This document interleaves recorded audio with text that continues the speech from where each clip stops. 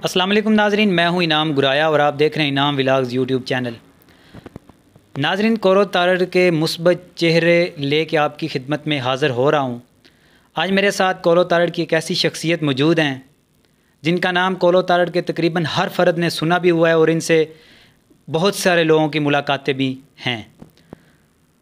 آپ کورو تارڑ میں ہی پیدا ہوئے، ابتدائی تعلیم کورو تارڑ سے حاصل کی، میٹرک گوجرانوالے سے کیا، اس کے بعد آپ راولپنڈی میں آپ نے MBBS کیا، اس کے بعد UK میں جا کے آپ نے MBBS کے بعد مزید جو ہے وہاں پہ تعلیم حاصل کی۔ تو آج میں آپ کی ملاقات کروانے جا رہا ہوں کورو تارڑ کی ایک عظیم شخصیت جناب ڈاکٹر حبیب اللہ صاحب سے۔ آئیے ان سے بات چیت کرتے ہیں۔ السلام علیکم۔ وعلیکم السلام۔ سر کیا حال چال ہے آپ کا؟ ٹھیک ہے الحمدللہ، بالکل۔ سر پہلے تو بہت شکریہ آپ کا، آپ نے آج ٹائم دیا ہمارے لیے۔ سر کورو تارڑ میں آپ پیدا ہوئے، جی، کورو تارڑ میں آپ نے ابتدائی تعلیم حاصل کی، تو پھر آپ راولپنڈی آ گئی۔ میں نے FSC بھی گوجرانوالہ سے کی، اسلامیہ کالج سے۔ اچھا سر، آپ اس وقت کورو تارڑ میں پیدا ہوئے جب کورو تارڑ ایک چھوٹا سا گاؤں تھا، تو کیا آپ کے گھر والے یہ افورڈ کر سکتے تھے کہ آپ MBBS کریں یا باہر جائیں؟ یہ میں تھوڑا سا ابتدائی تعارف کراتا ہوں۔ میں 1955 مارچ میں پیدا ہوا کورو تارڑ میں۔ میرے والد صاحب بالکل ایک معمولی انسان تھے، جبکہ میرے تایا جان جو تھے وہ 1928 میں ضلع حافظ آباد کے سب سے پہلے FA ٹیچر تھے۔ وہ کورو تارڑ میں تقریباً 35 سال تک ہیڈ ماسٹر رہے ہیں اور پرانے جتنے بھی لوگ ہیں سب ان کے شاگرد ہیں۔ انہی کی شخصیت تھی جو کہ مجھے آگے لے کے چلی گئی، ورنہ اگر میں کورو تارڑ میں ہی رہتا اور وہاں صرف مڈل کر لیتا تو میکسیمم تھا کہ حافظ آباد جا کے میں FA کر کے یا میٹرک کر کے ایک سکول ٹیچر لگ جاتا۔ چونکہ میرے تایا جان 1962 میں ریٹائر ہوئے تو وہ گوجرانوالہ چلے گئے۔ وہاں جا کے پھر وہ، چونکہ اس وقت جو ریٹائرمنٹ کی ایج تھی وہ 55 سال تھی، تو وہ 55 سال کی عمر میں جا کے گوجرانوالہ میں AD ماڈل ہائی اسکول میں پھر ٹیچر لگ گئے، اور انہوں نے جو انہیں پینشن میں ملا وہ انہوں نے اپنا گھر خرید لیا۔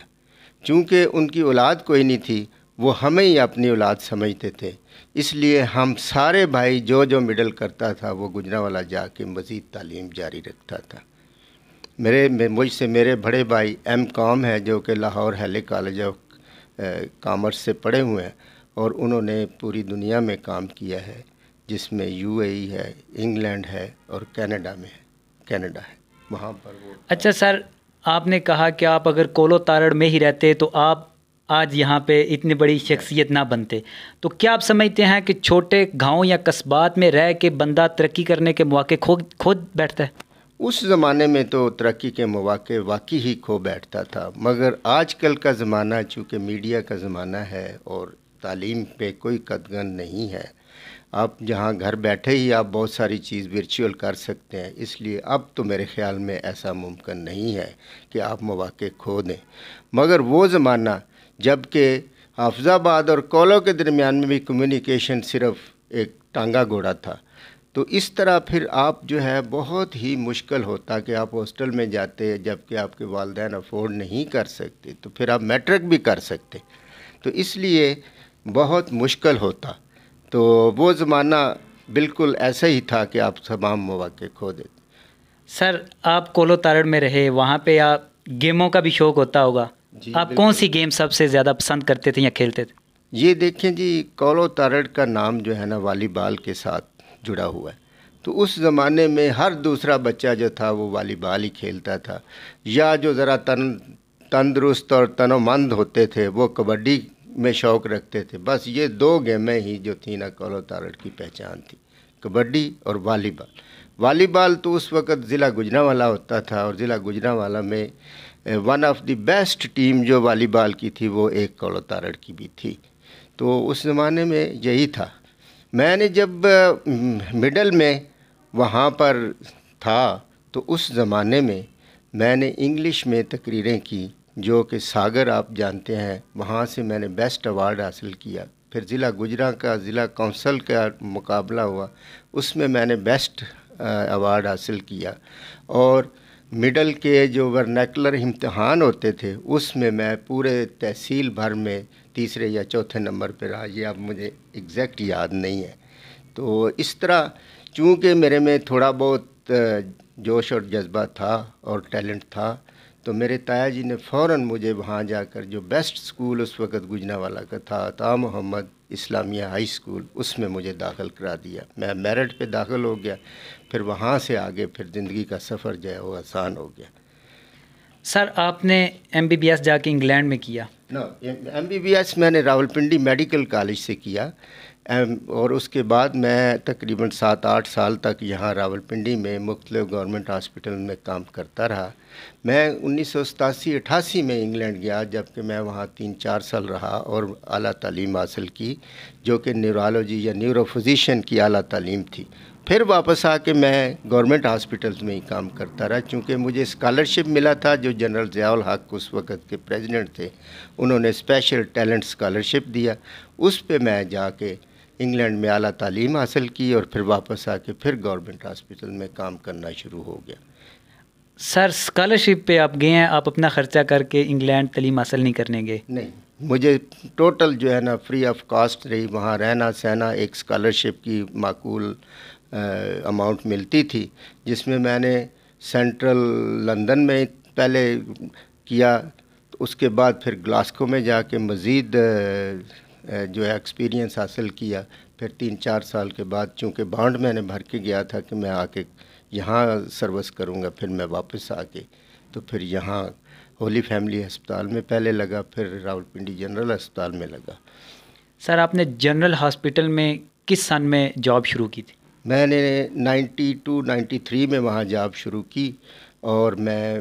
ہوتے ہوتے پھر ہیڈ آف ڈپارٹمنٹ بنا وہاں پر، اور ایٹ دی اینڈ میں وہاں سے chief consultant head of department neurology یا نیورو فزیشین جو ہے ریٹائر ہوا ہوں۔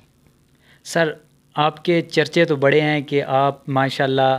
بندہ دیکھ کے اس کی ساری بیماری کو جانچ لیتے ہیں، تو کیا اس حوالے سے حکومت کی طرف سے کبھی آپ کو کوئی ایوارڈ ملا ہے یا کوئی سرپرستی ہوئی ہے؟ جی، اپنے ہسپتال میں تو مجھے کافی 2-3 دفعہ انہوں نے بیسٹ پرفارمنس اور پرائیڈ آف پرفارمنس ٹائپ دیا ہے، مگر ایز سچ حکومت میں جانے کے لیے بہت سارے مطلب ہے کہ کٹھن رستے ہیں، جو کہ میں نے نہ کبھی کوشش کی نہ ہی کبھی خواہش کی۔ بس میرا صرف ایم یہی ہے کہ اپنے علاقے کے یا کوئی بھی غریب آدمی جو ہے اس کو اس کی سہولت فراہم کی جائے، اس کی ڈائگنوسس میں، اس کی ٹریٹمنٹ میں جو میں کر سکتا ہوں اپنے تک، وہ میں نے ضرور کیا ہے، اور میرے خیال میں لوگ بھی جو ہیں وہ اس چیز کو ریکگنائز کرتے ہیں کہ میں نے جو بھی میرے پاس آیا ہے میں نے اس کو مایوس نہیں کیا۔ سر اکثر یہاں پہ ہوتا ہے کہ جب کوئی اچھی تعلیم حاصل کر لیتا ہے تو اس کا دل کرتا ہے کہ وہ باہر الممالک میں جا کے جاب کرے، اور آپ انگلینڈ سے پڑھ کے آئے ہیں اور اب پاکستان میں ہی رہ گئے ہیں، آپ کا نہیں دل کرتا کہ آپ انگلینڈ میں ہی رہتے، آپ پاکستان کو آپ نے کیوں چوز کیا ہے؟ دیکھیں بھائی، ایک تو یہ ہے کہ مجبوری تو یہ تھی کہ میں نے بانڈ بھرا تھا، گورنمنٹ کو دیا تھا کہ میں چونکہ اسکالرشپ دے رہے ہیں تو میں واپس آ کے گورنمنٹ کی خدمت کروں گا، ایک تو وہ ہے۔ دوسرا، میں یہی سمجھتا تھا کہ کچھ اس زمین کا میرے اوپر قرض ہے جس کو میں نے چکانا ہے، تو اس سلسلے میں آ کے کوشش کی ہے، پتہ نہیں میں کامیاب رہا ہوں یا نہیں رہا، کہ بھئی اپنے دھرتی کے جتنے بھی کوئی لوگ مجبور لاچار ہیں، میرے ہسپتال پرانے سے جا کے پوچھ لیں کہ کوئی مجھے کاریڈور میں بھی کھڑا کر کے کہتا تھا ہمیں دیکھ لیں، تو میں ادھر ہی اس کو دیکھ لیتا۔ اس طرح میں اپنے گاؤں جاتا ہوں تو کسی گلی میں محلے میں کوئی کھڑا کر کے کہتا ہے مجھے ادھر ہی دیکھ لیں، تو میں ادھر ہی دیکھ لیتا ہوں۔ میں نے کبھی یہ نہیں کہا کہ میں نہیں دیکھتا، جو بھی آیا ہے اس کو مایوس نہیں کیا۔ ناظرین، یہ جو بات انہوں نے کی ہے کہ کولو ان کا جو آبائی گاؤں ہے وہاں پہ یہ جاتے ہیں، تو اور یہ حقیقت بات ہے کہ جو بھی بندہ ان سے کہتا ہے کہ آپ ہمیں چیک کریں، انہوں نے کبھی کسی کو نہ نہیں کیا، گلی ہو، محلہ ہو، ڈیرہ ہو، یا ایسا بھی ہوتا ہے کہ بعض اوقات یہ لوگوں کے گھروں میں جا کے ان کا چیک اپ کر لیتے ہیں۔ اچھا، آپ ریٹائر ہوئے ہیں، اس کے بعد آپ یہیں کے ہو کے رہ گئے ہیں، آپ کا نہیں دل کرتا کہ آپ اپنے ضلع حفظ آباد یا کولو میں جا کے وہاں پہ کوئی ٹائم دیا کریں، ہفتے میں 1-2 دن؟ نہیں، یہ میرا نہ صرف پلان ہے بلکہ پریکٹیکلی پچھلے 2 سال میں جو کہ وہاں ایک سینٹر بنا ہوا ہے جو کہ بالکل بے آباد اور ویران ہے، کافی بڑا سینٹر ہے، تو میں مہینے میں یا 2 مہینے میں 2 دن یا 1 دن جا کے وہاں مریض بھی دیکھتا ہوں، اور جو مجبور اور اور جو کوئی غریب اور لاچار ہوتے ہیں ان کو اپنا فری آف کاسٹ میڈیسن بھی پرووائڈ کرتا ہوں اپنی جیب سے، بغیر کسی کی شراکت کے اپنی جیب سے کرتا ہوں۔ اب میں نہیں بتا سکتا کہ کتنا یا کتنا نہیں ہے، تو میں ان کو جی سر، یہ تو بالکل پہلے ہم نے سنا بھی ہوا ہے، یہ تو آپ کا بڑا پن ہے کہ آپ اپنے علاقے کے لوگوں کا خیال رکھتے ہیں۔ اچھا سر، یہ بھی سننے میں آیا کہ آپ کولو تاروڑ ضلع حفظ آباد کی سیاست میں بھی بڑا اہم رول رکھتے ہیں، جب بھی کوئی الیکشن جنرل یا بلدیاتی آتا ہے تو اس میں آپ ایک خاص پارٹی کو سپورٹ کرتے ہیں، اس کے پیچھے آپ کی محبت ہے یا کوئی سیاسی پریشر؟